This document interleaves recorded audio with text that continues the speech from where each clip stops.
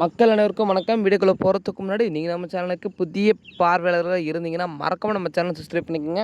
அரசியல் தொடர்பான நிகழ்வுகளை உடனுக்குடன் தெரிஞ்சுக்க நம்ம சேனலை சப்ஸ்கிரைப் பண்ணிக்க. அதாவது அதிமுகவின் பொதுச் செயலாளர் பன்னீர்செல்வம் எடப்பாடி கைது.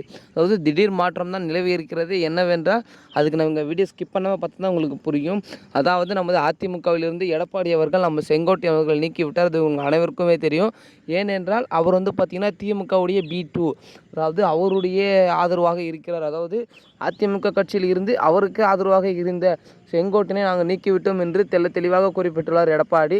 அது மட்டும் இல்லை, இத்தனை வருட காலமாக அதிமுகவில் இருந்த செங்கோட்டையன் அதிமுகவை பற்றியும் எடப்பாடியை பற்றியும் எதுவும் தெரியாமலாக இருக்கும். அதாவது இவர்கள் என்ன செய்தார்கள், என்னென்ன பண்ண போகிறார்கள் என்று அனைத்தையும் தெரிந்து கொண்ட செங்கோட்டையன் பார்த்திங்கன்னா கொடநாடு வழக்கு உங்கள் அனைவருக்குமே தெரியும். அந்த வழக்கு இன்றும் கூட போய்கொண்டு தான் இருக்கிறது.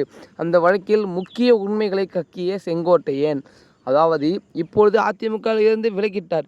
இதுக்கப்புறம் அவருக்கும் அதிமுகவுக்கும் எந்த ஒரு தொடர்பும் இல்லை. அதனால் பார்த்திங்கன்னா அவர் கொடநாடு வழக்கை பார்த்திங்கன்னா ஒரு சில உண்மைகளை சொன்னதாகவும் சமூக ஊடகங்களில் ரொம்ப வைரலாக பரவிட்டிருக்கு. சொன்னதுனால நமது எடப்பாடி அவர்கள் கைது அப்படின்ற ஒரு தகவலும் வெளியாகிருக்கு.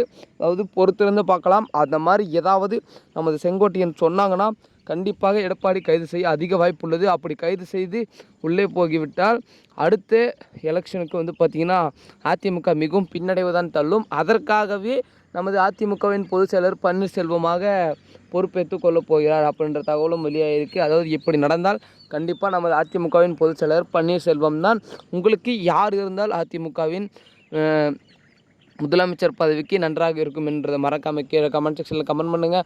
அதில் மட்டும் மக்களே அரசியல் தொடர்பான நிகழ்வுகளை உடனுக்குடன் தெரிஞ்சுக்க நம்ம சேனலை சப்ஸ்கிரைப் பண்ணிக்கோங்க. பொறுத்திருந்து பார்க்கலாம் செங்கோட்டையன் அவர்கள் வாயிலிருந்து உண்மையை கக்குகிறார்களா இல்லையா அப்படின்றதையும். அதாவது அவர் கக்கிய உண்மைகள் அனைத்தும் உண்மையாக தான் இருக்கும். ஏனென்றால் இத்தனை வருட காலமாக அக்கட்சியில் தான் இருக்கிறார். அதனால் பார்த்திங்கன்னா அவர் கூறுவது அனைத்துமே உண்மைதான். இதை மட்டுமல்ல, இதை பிரஸும் நம்புவார்கள் மற்றும் ஜட்ஜும் நம்புவாங்கிட்டு அதுக்கான வழக்கை கூடிய விரைவில் அறிவிப்பார்கள் என்றதை பொறுத்திருந்து பார்க்கலாம் மக்களே. அடுத்த வீடியோவில் அடுத்த காலையில் புதிய செய்திகளுடன் சந்திக்கிறேன். நன்றி, வணக்கம்.